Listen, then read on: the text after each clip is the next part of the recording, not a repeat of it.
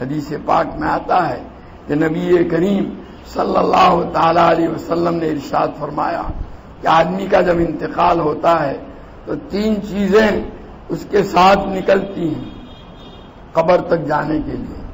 پہلے زمانے میں یہ ہوتا تھا کہ آدمی کا جب انتقال ہوتا تھا تو اس کو جنازہ تیار کر کے جب رشتہ دار قبر تک پہنچانے کے لیے لے جاتے تھے تو اس کا جو مال ہوتا تھا اس مال کو بھی ساتھ ساتھ لے جاتے تھے وہاں تک، قبر تک، اور دفن کرنے کے بعد پھر اس کو واپس لے آتے تھے۔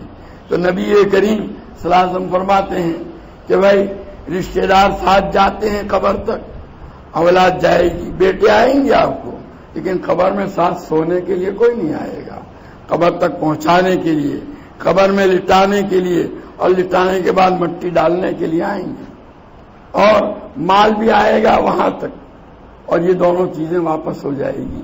جو اعمال ہم نے کیے ہیں وہ اعمال ہمارے ساتھ آنے والے ہیں۔ ضرورت ہے کہ ایسے اعمال کا اہتمام کیا جائے۔ موت کے متعلق کوئی گارنٹی نہیں دی جا سکتی، کوئی بھروسہ نہیں کب آ جائے۔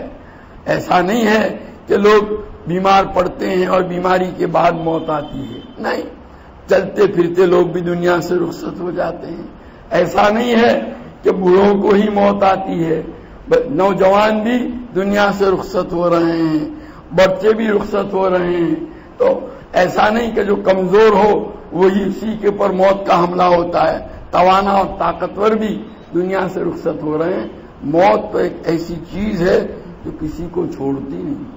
اس لیے نبی کریم صلی اللہ تعالی علیہ وسلم فرماتے ہیں الکیس من دان نفسہ، کہ ہوشیار چالاک وہ آدمی ہے جو اپنے نفس کو قابو میں رکھے۔